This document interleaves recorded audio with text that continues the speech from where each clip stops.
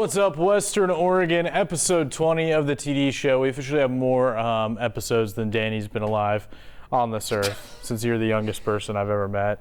But welcome back. Still can't drink alcohol. Exactly. So disappointing weekends for both of us. As a USC guy and an Oregon guy, we were on the struggle bus this weekend. This was one of the weirdest weekends, I think, for both college football, NFL football. Just football in general was just a weird weekend. To start off with Oregon, good God. What a game. An all-time classic in the rivalry. It was an incredible game. Incredible game. Game day was there. The game, for all it was an exciting, thrilling game. It was everything you want in that kind of game. I think everyone wanted that kind of score, especially two Heisman potential final candidates. But yeah, it didn't go the way for Oregon. I might rant for a second, but we'll wait for that right now. But yeah, go ahead, dive in. Should I just dive in? Listen. Should we describe why you're ranting first? Maybe set it up? Yeah, let's set it up first. I don't want to just go all in right now. So, Dan Lanning's fourth down attempts, the most controversial thing to come out of this game. Obviously, he went for 3 of them, failed on all 3. His comments after the game, pretty similar to his ones during his Monday press conference. He said the one at the end of the first half could have gone either way. He kind of admitted that was kind of a 50-50 call. The 4th and 3 or whatever. It was aggressive to go for the points, but looking back on it, you have a chance to make it a 1-point game.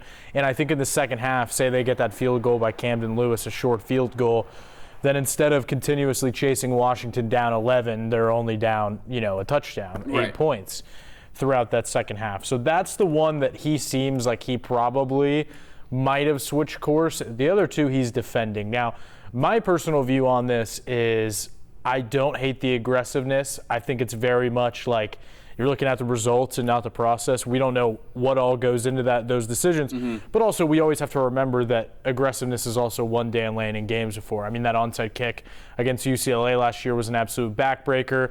The Casey Rogers fake punt against Colorado was the runaway train that completely changed that game and helped propel it into a blowout. So we have to remember that. Dan Lanning on Monday pretty much said, I understand that. We'll just roll a clip. Let's roll a clip of what he said. Like, if I knew none of them were going to work, you would change every situation, right? That's not the way those decisions work, right? Here's the hard part. When you sit in this seat, when I make decisions, one, I'm a big boy. I can handle criticism, right? And that's going to come. That's and it's deserved in this position. That's the way it works. I trust our players. I trust our coaches, and we have opportunities to win games. I'm gonna be aggressive to win games.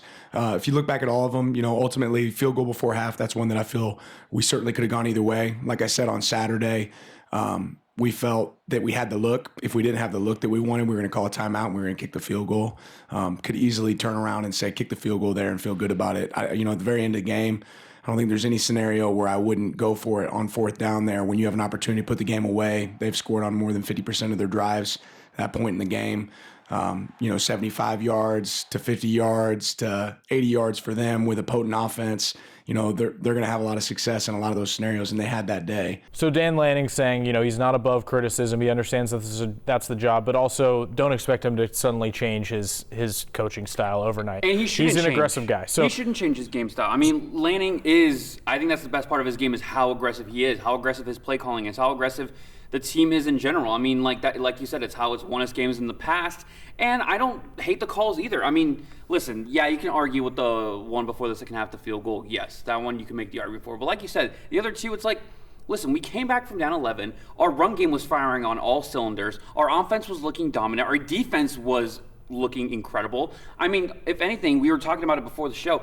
I think I'm almost still a little bit more impressed with Oregon, just how they're looking game after game. Yeah. They're still getting better and better each and every time. And with seeing all these fans talking smack. Let's get into it now. Seeing all these fans talking smack, it's like, dude, I don't know. Like I am all about the aggressiveness, and I don't think you should shy away from that at all. And people are putting the blame on Lanning's 4th down play calls. But I'm going to put some of the blame, and I will admit this is probably going to ruffle some feathers, no pun intended. Camden Lewis, man, I'm sorry. You've been in college for 5 years, since I was a freshman in college. And you have one job to do, dude. You have one job. Come on. Yeah, he's got to make that. He's people got to are make defending that. it. I'm not coming for his head. I'm not asking him to bench him or put someone else in. But it's like, dude, you got to make that play. Yeah, down the middle. Down the middle. It was a nice day in Seattle. Now, sometimes you go to Seattle and it's Bo Nix got you down torrential enough. rain, and it's like hard to make a kick. It wasn't torrential. The weather was perfect. It was down the middle. The offense got you down the field in the perfect position, right down the middle. You should have made that, and if we would have made that, we would have won that game in overtime because we were winning that game on all fronts, I believe. Watching that game, looking at the numbers, we had no turnovers. We were looking good. Our third down conversions were great. Our fourth down conversions, whatever. But we were firing on all cylinders, and being aggressive was what kept us in that game. If we were going to be soft or reserved or anything, we would have probably lost that game by double digits or more. I think the fact that we were aggressive, keeping Washington on their back foot, 100% kept us in that game. And I think, like I said, if Camden Lewis would have made that field goal, we would have won in overtime. Yeah, I think the thought process very much is, wanting to go for the knockout punches. This guy's emotionally exhausted over here. Oh, Jesus, seeing all these fans, man, I can't. Well, I think they base the thought process on, obviously what are the situations and what's the team we're going against. And the team they were going against has the best offense in the country, So I think you're trying to stay aggressive. You get to the goal line 2 times. You want to punch that in and go for 7 points and not 3. I actually didn't like the one before half, and the other one. But the one at the end of the game, I understand that one too, because it's like we're on the 50-yard line. Mm-hmm.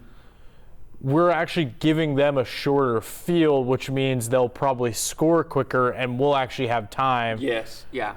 We'll either stop them, because either way, you're either going to stop them or you're not. So chances are you probably weren't. Michael Penix at the end of the game, that dude was dialed in. I mean, that guy's so accurate, just flicks the ball so effortlessly. So what they did by giving them the ball back on the 50 was saying, it allowed Oregon to get the ball back with more time because Washington scored so quickly. And that thought process did work out. Washington goes down and scores in 2 plays. Now you have a minute 22 and I think 1 timeout. Well, and the commentators were even saying, like, whoa, Washington scored way too quick. They gave the Ducks way too much time. And that's what everyone was saying. And they did. They did. And that's where you're right. Camden Lewis does have to make that. It's down the middle. And obviously Lanning said, the game shouldn't have come down to just that, but sometimes that happens in a heavyweight battle. In a game like this, sometimes that's probably the best outcome you get. Yeah, exactly. So Camden Lewis has obviously had a great career. He's had his ups and downs for sure. He's missed a couple ones like this one.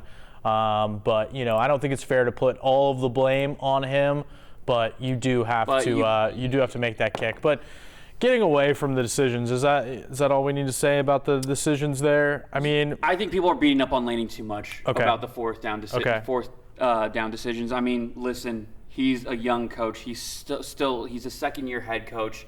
He's still learning things. He's making, but like I don't know. I like the way he plays. I like the aggressiveness. I like how he holds people accountable. I like he's open to criticism. I don't know. I'm a huge Lanning fan. I'm maybe a bit of an apologist, but I like him. I like Dan Lanning. I think he's great for Oregon, great for the team, great for the culture, great for everything. So, like I said, Oregon's still in. I mean, what was the comments? It was like, oh, do they control their own destiny, whatever. I think Oregon can very well still make the playoffs. They just got to win out.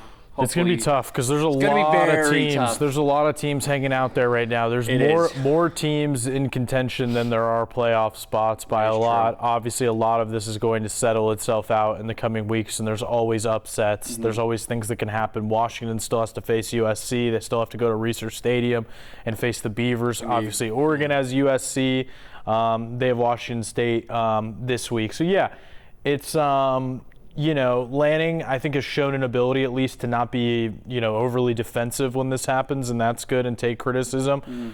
But I do think, there's little decisions that, maybe as he takes time as a coach and gets more experience, maybe he'll be able to, draw back on not kicking that field goal at the end of half the next time he comes in that situation and be like, all right, let's take the points. Because that was a free 3 points because you got a pick. You stopped Michael Penix and got, a lucky interception at the end of the first half. You drive down the field, let's not get greedy there. Now, the thing that I had a problem with, and again, we're not coaches, not even close. We could barely coach a youth softball team Or if we fantasy tried. football. I can. I'm 1-5 in the only league I care about. 2 and So we don't 4. know what we're doing, but the play calls seemed to limit their options on all of those fourth downs. It felt like rolling out, limiting the field. Yeah. Bo Nix also missed a couple receivers. I think he had Trayshawn Holden over the middle on one of them, and then he dumped that pass into the ground to Trayshawn Holden before another one. So, look, things go wrong, but I think at the end of the day, both of us agree our opinion of Oregon didn't go down at all because of this game. No. I think, if anything, they impressed me in as much as they possibly could in defeat because the offense put up 541 yards. They didn't always capitalize when they needed to, but they put up 541 yards. Bo Nix had a great day. The running game was awesome. Bucky Irving continuing to just be a stud. Is so good. Yeah. He doesn't say much to the media, but found out yesterday that he's one of the most talkative players on the team. So we Really? Yeah, Wrote Chatterbox. we need him to open up to the actual media Guest because on the TD show. yeah, I don't think he would say much. He's not he's not into the media. He's not into the media. That's funny. Him and Patrick Herbert not really into the media. Pat Herb also played well against. He was awesome, dude. That was him great. in these Seeing 2-point him- conversions. He got asked about the 2-point conversions. What did he have to say? Someone said, "How'd you get involved in that?" Yeah. I was on the PAT team. That's like all he said. Like I just happened to be on the PAT Like his brother, team. super humble, quiet. Super humble and Good quiet. for him. But yeah, I mean, I agree with you, dude. I mean, Oregon is just each week they impress me more and more. Whether it's their run game one week, their defense, their offense. They're a good team. They're a great team, and I think The that defense really made some plays down the stretch too. defense made some plays. This is not the end for Oregon in any way, shape, or form. As long as they win out, which I believe they will. I believe they can. They fully control their own destiny in the Pac-12 when it comes to earning that second spot in the championship game. If they didn't play USC, they wouldn't, but they do play USC, and as we know, my Trojans are in absolute shambles right now. Let's shift. That's a good segue. Let's shift to your USC Trojans. I don't know what the heck was going on in that game. 3 interceptions by Caleb. I mean, do you doubt Lincoln Riley? I mean, it's just I'm not sure I've liked the messaging from him this season, and I'm wondering what the motivations are behind it because it's often been like the meme, of like the dog or whatever in the fire, like everything's fine. Like he's been trying to say everything's fine, a win's a win when we were kind of eking by like Arizona and stuff, who's actually proven to be a pretty good team, but whatever. And I don't know if that's breeding complacency. I don't know if that's him realizing that his team isn't that good and he's trying to just keep his team calm, and keep them marching forward. But I haven't liked his vibe all year. Yeah, it's an interesting vibe from Lincoln Riley. I mean, like you just said, against Colorado, against Arizona, they've been in some close games. He's like, I'm very, a win's a win has been his attitude. And it's like, I'd rather you get a little angry about what's happening on defense. And the defense wasn't even bad on Saturday. It's just a complete collapse, and it's making me wonder about the coaching staff a little bit, I guess. I don't know how I feel about Lincoln right now. It's complex, but I think nobody in this fan base remotely expected this team to be worse than last year. Yeah, I don't think anyone knows. Because the talent that he inherited wasn't great from Clay Helton. The thought process was Caleb Williams back for another year, and we're bringing in more of Lincoln's guys. And through the defensive portal, getting players in the transfer portal like Bear Alexander, who's actually been really good. The thought process is, well, if this defense can just leap from like 120th to 70th, this is a playoff contender. But they just have no sync. I think the thing that surprised me is the O-line just isn't good at all. And they actually were pretty good last year. The O-line has been really weak. Trash. Caleb Williams has had to scramble on almost every play and just has to make a play. And he hasn't been as sharp the past 2 weeks. And I think that just shows if he's even a little bit off, this entire team will be off. Like it's one man carrying too much of a team. Trying to do too. He's trying to do too much right now because he feels the pressure. And that was the case last year, right? When injuries started happening on the O-line in that Utah Pac-12 championship game. Once everything crumbled around Caleb, suddenly it was just Caleb against the world, and you can't win a football game like that, no matter how good he is. I think he's an incredible player, but no matter how good he is, you can't win a football game like that. And I'm going to come to Caleb's defense. I saw a lot of people online being like, oh, he finally got exposed. 3 picks, finally got exposed. He's a system quarterback, He's whatever. incredible, yeah. He is still going to be a generational talent like we saw with Trevor Lawrence, Andrew Luck, Peyton Manning. I think so. I think he's very well still a top. He's still a Heisman. I mean, it won the Heisman for a reason. He's still a top quarterback. And also, too, yes, did USC play very bad? Yes. But also, Notre Dame, I mean, they needed to get this win. I mean, they lost to Louisville. They were in wounded animal mode. They were in wounded animal mode, back into a corner. They lost to Louisville, almost lost to one at Duke, and then had the one at Ohio State. And before the year, there was a lot of talk around Notre Dame saying that this was a potential national championship caliber team. They're a weird team, aren't they? They're a weird team. I mean, they brought in Sam Hartman, who I still think is very, very good. And so I think, too, I mean, Notre Dame was just like, we're not going to lose this at home no matter what the odds are. No matter what team you put in front of them that night, I think Notre Dame was always going to come out on top. Defensively, they just were relentless at getting after 100%. Caleb Williams. I mean, 3 picks, you see it. I mean, he looked like he was seeing ghosts, like that old Sam Darnold. He was seeing ghosts, you know? The craziest thing is Louisville beats them. It's like, okay, Louisville's undefeated. Clearly, they're a good team. And then they get whipped up on by like 1-4 Pitt. So it's like college football just fails to make any sense always, and it's part of why we love it. Yeah. So speaking of relentless defensive efforts, the Beavers getting after. We had a feeling, I think we talked about it, that we had a feeling that they could rough up a true freshman quarterback at Dante Moore. Yeah. No, we did. And yeah, in Oregon State, I mean, they're a great team. I mean, Jonathan Smith, one hell of a coach, and just I didn't get to watch the full game. I watched bits and pieces of it, but I mean, Oregon State, I mean, they're a force to be reckoned with. Yeah. Well, bye week this week, a chance to get healthy. Ryan Cooper's a little dinged up. Calvin Hart. They've had some injuries on the defensive side of the ball. But what is going to be tricky is that trip to Tucson on October 28th. That could derail the Beaver season. And that's the Pac-12 After Dark game, right? It's at 7:30. Noah Fifita, the true freshman quarterback for Arizona, stud. 100% stud. Yeah. They cooked Wazoo, a team that beat Oregon State. That game seems weirder as you go along. The Oregon State Wazoo game? Yeah. Yeah, it's weird. It's weird that happened. Was just Wazoo caught lighting in a bottle and was just, came in at a perfect time. Oregon State, I mean, I don't know what that was. But yeah, Oregon State versus Arizona, that's going to be a Pac-12 After Dark classic. That's going to be tough, dude. Going to the desert schools, I mean, you've experienced it. It is treacherous. Oregon, up until maybe this last year, every year we went down to Arizona, whether it was Arizona or Arizona State, we struggled in the desert. I don't know what it is, if it's the heat, the vibes, whatever it is, we always struggled in Arizona. Yeah. So, and I feel like Oregon State might struggle in Arizona. Do they lose? I don't think so. I think they might still get a win, but it's going to be an ugly win for sure against Arizona. What is that, week 9? So, yeah, we'll see what happens with Oregon State. But, yeah, they look good against UCLA. DJU's getting better. Our coworker was at Research Stadium and was thoroughly impressed with their new stadium. He said the legroom was nice, the seats were comfortable, and everything. Yeah, I was there. That was my first time actually seeing the new Beaver Street. First time at Research this season. What are your thoughts? It was cool. Me and Ronald walked around before the game. I got some chicken tenders that were pretty good. I got a little skimped though. It was a 3-piece of chicken tenders. 3-piece. And one of them was small. One of them I would legally, I think it was a nugget, not a tender. And that's just concessions at Research. Let's step it up a notch. But then Ronald also, I got a little skimped on the fries. I think I just got there too early. But then Ronald comes out with this basket of garlic Parmesan fries and a piece of pizza, and I'm like, you couldn't have guided me a little better there as a Reeser, regular. Yeah, Ronald, make sure you guide Trevor to the promised land next time. I'm just out on my own on Beaver Street trying to figure it out. Whatever. Friends in low places. But they give the media a little Beaver bucks, so I'm saving my $5 that I have left for when I go back. Bucks, redeemable, nice. So they have the Beaver. What's the name of the Beaver? What's his name? They have his face on the Benny, and they brought back Bernice. They brought back Bernice the Beaver this past week. Wow. She was gone for a while.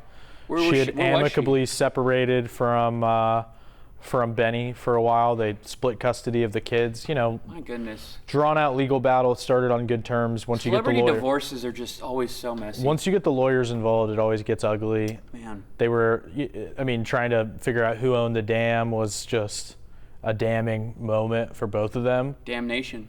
But Bernice is back. And you know what it was? She looking good? You know what it was for Benny? It was really proving that he wasn't his old self anymore, like that he had evolved and grown.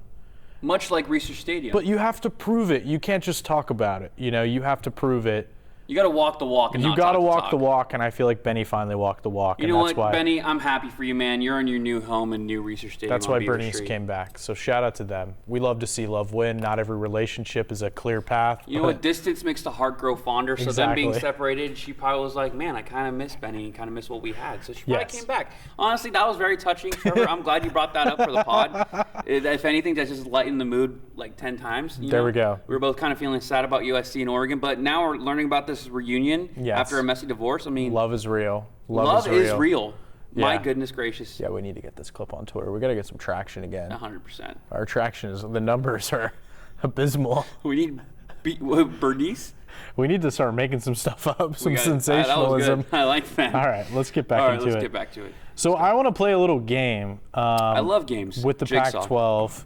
Why don't you quiz me anymore too? The Heisman Trophy. I know. one. I was thinking about one the other day, and I totally blanked on what. I had a really good quiz, and I forgot what it was. I'll get back to you. You know what? This next episode, I promise I will have a quiz for Trevor Denton, because that Heisman one I was thoroughly impressed with. Yeah, give me. You had good knowledge. I need another I'll one. do another one. Don't worry.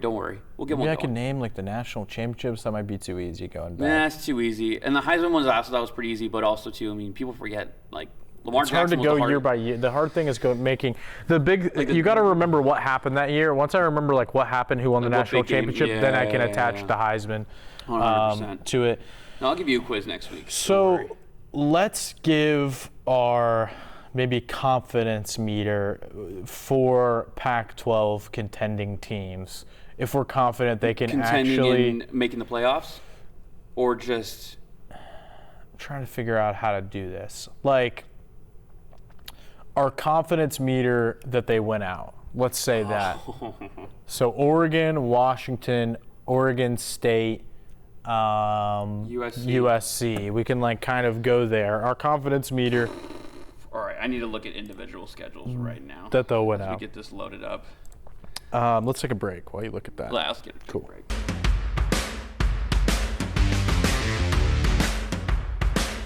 So, Danny, as we all know this stat very well, the Pac-12 has not had a team make the playoffs since 2016, and that's because every year this conference just destroys itself from within, like getting Chipotle after 8 p.m., and it just messes you up. So, let's do that a analogy. confidence meter on a scale of 1 to me after 4 Colorado Bulldogs at the Jackalope as the highest confidence. What's your level of faith in these teams winning out? So right now- we'll start with the Ducks. What Let's is do your the Ducks. level on a scale of 1 to Colorado Bulldog of the Oregon Ducks I'm winning going out? full Colorado Bulldog, Trevor Denton No after way. a couple. I think they very well have a chance to win out. Listen, they're playing Washington State this next week. We were talking about it before the show. I think they do what they did to Colorado, a 42-45 to like 6-3 zip something. I think they come out with a chip on their shoulder. I think they come out even probably more aggressive than they did against Washington and just put a body bag into Wazoo. And with that, I think they carry that momentum against Utah. We don't know what the time is for that game yet. If it's a night game, could be a different story. But I think they can beat out Utah. I think they beat California. I think USC, they beat. I think Arizona State and Wazoo are. I think Oregon State will be the toughest game out of this last, 6-game stretch. You don't think USC is a challenge? It'll be a challenge, but I think between them and Oregon State, I think Oregon State is the better team that I think facing them. I think, it's at Autzen. I think that will definitely be the harder game to come out of a win with. So I think, I think 10. I think they have a very good chance of winning out. Rematching UW in the Pac-12 championship, beating them, and then it's all, we make the playoffs. But I think Oregon has, I might be a little biased being an Oregon fan and alum myself, but I think they have the best chance. I think my confidence rankings go number 1, Washington. Mm-hmm. I think the trickiest thing for them will be that trip to Reser because the Beavers are 13-1 the last 2 years. So I'm most confident that Washington could get it done. What about them going But to... I'm not even that confident. I just don't know if it's going to happen. Then probably number 2, Oregon. Okay. Number 3, Oregon State. Oh, giving Oregon State a little bit more love, I Number appreciate 4, that. USC could go off the rails quick here. USC still has Oregon, Washington, Utah and this UCLA. week, and UCLA. So They definitely have the toughest going out. they could go 7-5. They could go 7-5. They have the toughest going out because then Washington, they got Arizona State, Stanford, 2 games that they can easily win. Then they have USC away, Utah at home, and then Oregon State. I mean, but I think out of all those, and then Utah too. I mean, they're probably not gonna win out. We'll see. Maybe. Utah, I don't know. So that's It all probably depends where on I Cam am. Rising. Where the heck is Cam Rising at, man? That's probably where I don't know if he's ever coming back. That's probably, but So, Benny didn't think Washington. Bernice was going to come back, so maybe he will be back. But I'm going Washington, Oregon. I like when you can't tell if I'm joking for like there's like a delayed reaction with you 20 episodes in. My goodness gracious. Washington, Oregon State, and then USC and Utah last. I think it would be the same thing for I me, have but no just confidence. flip-flop that No- Oregon Washington thing. No confidence for me in Utah or USC. All right, you got to get back to work, don't you? You got to do the actual news. Anything else we got to talk about? Unfortunately. Impressive win by the Beavers. Maybe could have closed it out a little bit better, but I thought they really roughed up true freshman quarterback Dante Moore. I like Jonathan Smith. If Dan Lanning doesn't win that Bear Bryant Award, I would love to see Jonathan Smith get some recognition, some nationwide recognition. I 6-1, bowl eligible. And you know what's the most like telling thing is that they became bowl eligible and that wasn't even a talking point. Like that's just normal now. 3 years in a row. Oregon State is back. Remember when making a bowl game was a huge deal for them? When they first made that in bowl game, that was like 2021? the biggest thing ever. They're like, oh my Not God, even a Oregon story. State made a bowl game? Not even a story. I haven't even seen it written in an article this year. That's true. Yeah, And that isn't a testament to anybody's writing ability. It's a testament to the fact that it's Jonathan not a big Smith. deal. It's not a big deal for them to make a bowl anymore. He They completely- expect to contend. They could absolutely land there. I have the third most confidence in them landing that extra spot because the pathway for them, they really just need an upset over Washington or Oregon, and they came close with Washington. It's going to be fun to see how this team contends with those contenders down the stretch. Already beat Utah, already beat UCLA. Still, that weird loss against Wazoo, that's just so weird. That is weird. It's odd. That's it's just a odd. Pac-12 for And- you, and I think, Cam Ward's a talented quarterback. We can run this sound from Brandon Dorless today talking about what makes him such a difficult player to face. Maybe that sheds some light into why Oregon State had a tough time. This is probably the most annoying quarterback I don't like going against. You know, he drops back 13 yards. It's like backyard football. So the biggest thing is being in shape. You know, just keep going and go after him. But last year I had like 2 missed opportunities on him, because I was trying to go kill him to take him out of the game, but that's not how it's supposed to be. You know, you got to have good cage lanes and you got to just bring him down, just calm down. You can't go a little crazy. So Brandon Dorless calling Cam Ward the most annoying quarterback to face in the Pac-12. That's great. So we'll see how Oregon does in that matchup. But yeah, I'm with you. I think they win by a lot. I think this is going to be an angry Ducks team. Dan Lanning said they had their toughest practice of the season on Monday. Guys wanted to get out there and hit and get physical. They ran 5% faster via GPS data. I'd love a GPS data on you to see how fast you put together a rundown. I think I have Seems- a pretty good 40-yard dash. Pretty good 40-yard dash. Yeah. And that would have to be timed in minutes. We've reached our time limit for a minute. See the delayed reaction? It's so interesting. It's so interesting. You're such a funny guy. You take a little while. You're like the human embodiment of the rainbow little circle on a MacBook Pro. Oh, the beach ball. Yeah, the beach ball. That's what it's called. That's what it is. You're like the red ring of death if it came to life. Shout out Xbox. I still play my 360 every day. NCAA 14. NCAA 14. You know, I talk about football all day. I watch football, and then I go home and I play a football video game. You are just Mr. Football himself, man. Johnny Football. Maybe need to work some time into therapy in there as well. All right. We'll see you next week. Have a good one.